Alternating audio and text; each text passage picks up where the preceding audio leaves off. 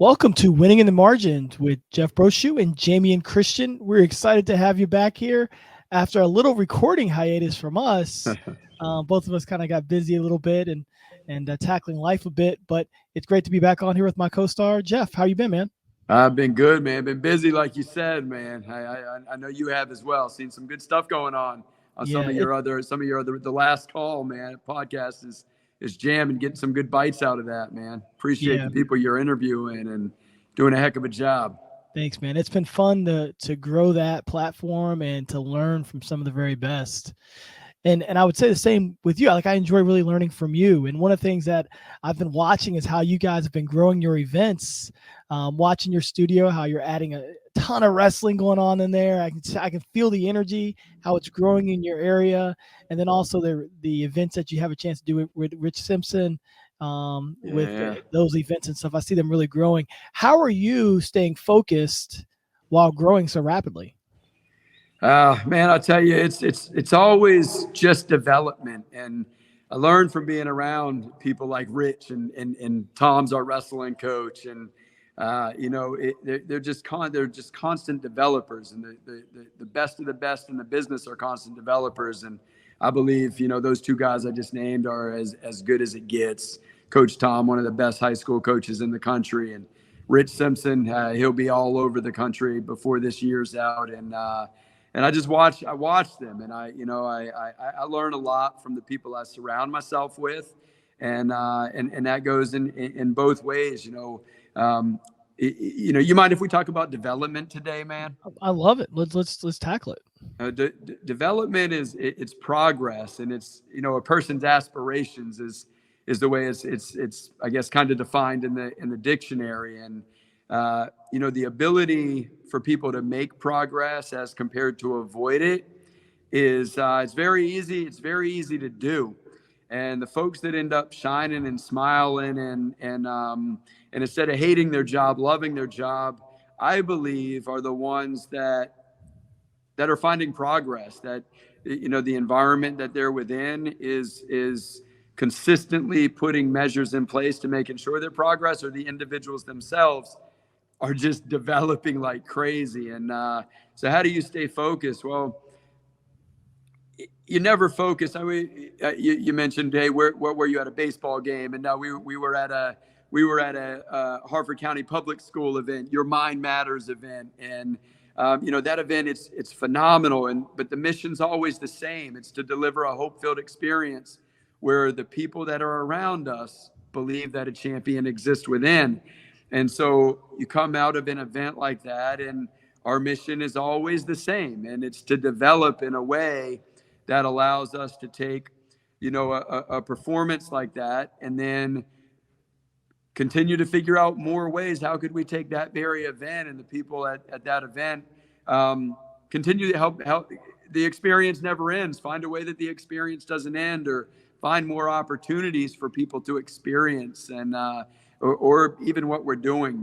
Rich performing, me maybe speaking, interacting with the audience. How do you do that better? How do you do that in a way that provides more hope?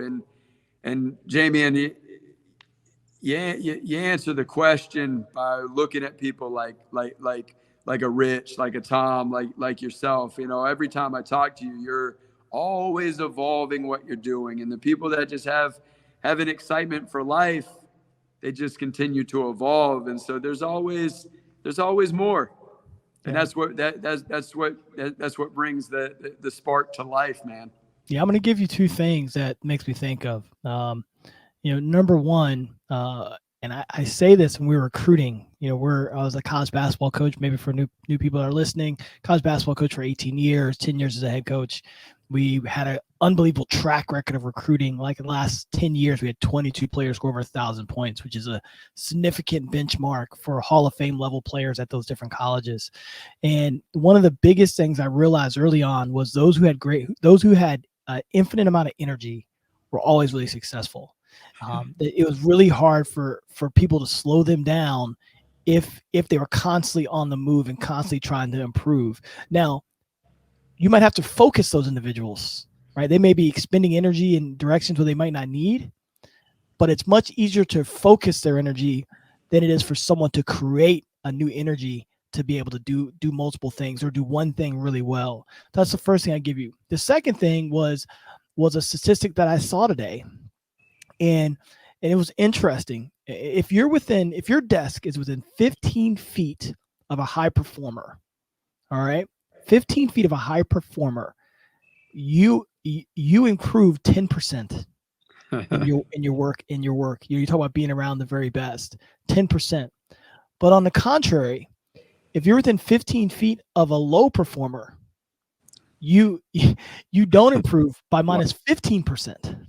Wow. And so this is why, you think that like Google has the very best, or these different places. Google has the best developers, or Elon Musk has the best scientists working for him, whatever field you're looking at. Well, most of those people, when they show up, are very good, right? They're probably the elite of their classmates.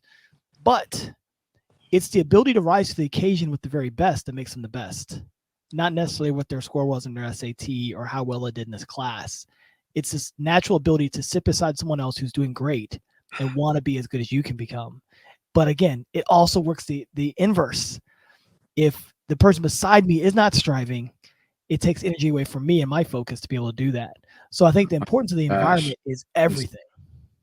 It's amazing, man. When you describe energy, it's when we stop making progress that the energy dissipates.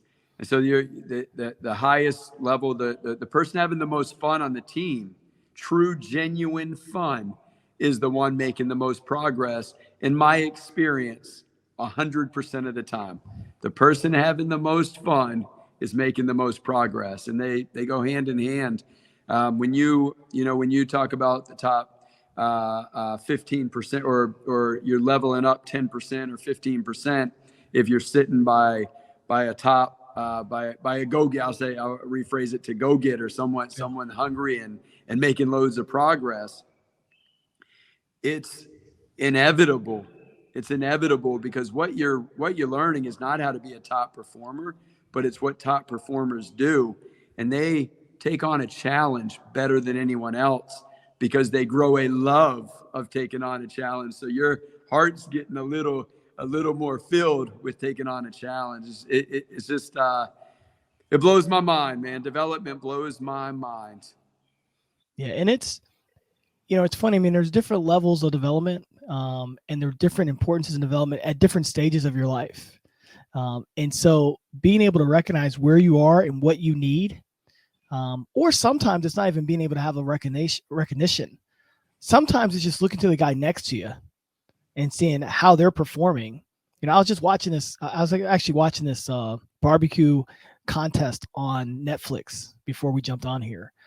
And what's very interesting was you have a couple guys who are inexperienced but are terrific at barbecuing, and you have a couple who have degrees at culinary institutes who know how to barbecue. But these guys are really secure. The guys with the highest education are really secure. And those who are just kind of learning, now they've been great in their own right, aren't as secure because they haven't had the same amount of training. So what I think is really interesting, you talk about being that close and that proximity to someone who's great. The person who's really secure is constantly sort of helping out those who are still learning. Yeah. And I think that's what happens in these environments where, so your development is, yes, my awareness, but also my awareness of, man, this guy knows a little bit more than I do. And what I'm curious about watching as I watch this show is, when will the person with the least amount of experience lend a helping hand to the person who has the most experience? Because I think these things sort of work together. And again, I think those are all kind of development things we talk about. A lot of times we talk about development, it's physical, but there is a mental component that's super important to allow you to step up, to listen, to learn, and then to go and do. Yeah, I actually believe it's 100% mental that gives you the ability to develop. If that experienced person is shut off, they're not going to remember what they can learn from the rookie. The rookie comes in with the excitement and the energy, and the veteran, while gaining a lot of wisdom and understanding over the years, sometimes the rookie energy, not energy, but the rookie energy disappears, and that rookie energy can never disappear for the best of the best of the best. But in order to be able to adopt that or remind ourselves or learn from someone either more efficient or in this case what appears to be a little less efficient, you got to have an open mind to knowing you don't have to know everything, and to knowing Yeah. that even if you did know it at one point, you might have forgotten Yeah. it. I love the term you just used there, rookie energy. Because a few years ago, we did this study on the championship teams in the NBA, starting in the 80s all the way to now. And so we built a roster construction, not by, hey, you need a small forward or you need a center, but we did it by mental components of a player. And what each of those teams had, and we found a thread that was very similar. Their number one players were two-way players. That means they play both ways, offense and defense. Okay. Right? You see some guys in the NBA, they score a lot of points, they play no defense. It's hard to win if your best player doesn't defend, because now you have to play another player that defends, that overcomes their defense. Right? Does that make sense? So it doesn't mean, and so what we found is that you can't win that way. Essentially, if you're trying to win that way, you're already behind, because the best players, Kawhi Leonard, LeBron James, Michael Jordan, you go down the list, guard the best player, guard one of the best players, and then they also can also score on the other end, right? So we kind of looked at it differently. We're like, all right, well, let's look at this. So number one and number two, they complement each other. Kobe and Shaq, MJ and Scotty, Tim Duncan and Tony Parker, right? It's just, you go down the list, man, these guys all complement each other. When you look at like the Denver Nuggets this year, you have Jokic and you have Murray, perfect complements to one another. They can play together. The only exception was LeBron James and Dwayne Wade. Okay. Those are the only exceptions. Even when you looked at the Warriors and you said, well, you got Steph Curry and you've got Kevin Durant, or you've got Steph Curry and you got Klay Thompson, they complement each other so well. It's because Curry can move the ball, Durant can score it. I mean, when you really start looking at it, you go, wow, those 1 and 2 combinations are really dynamic, and they're really important to be able to play together naturally, not created through a system, but naturally, just what I do well and what you do well. And so I say all that to say, like, the development of a person, development of a team really depends on a lot of these components that maybe we don't equate being super important. Yeah. So what that allowed to do, now that you have Scottie Pippen and MJ, it allows for guys like Tony Kukoc to have a value, because now their development is going to be really specific. They only have to do 1 or 2 things really well. Well, if your number one player doesn't score well, the 3 and 4 guys might have to do a lot of things well. They might have to defend, make corner threes, drive to the back. Like, now all of a sudden they've got to do multiple things, where if you're playing with Michael Jordan and Scottie Pippen, where they're guarding the 1 and 2 best players. Okay. So my third best guy can guard their third best guy or their fourth best guy. I can hide him a little bit. Right on. So we just kind of went through this whole component, and it just made me think of that when you're talking about development. It's like, how can we develop somebody in the most efficient way? Where number one, it's like knowing who we are and where we're going to get the most value out of. That then allows this trickle down effect for everyone else to get in line to what's most important for them to help the good of the team. I love it.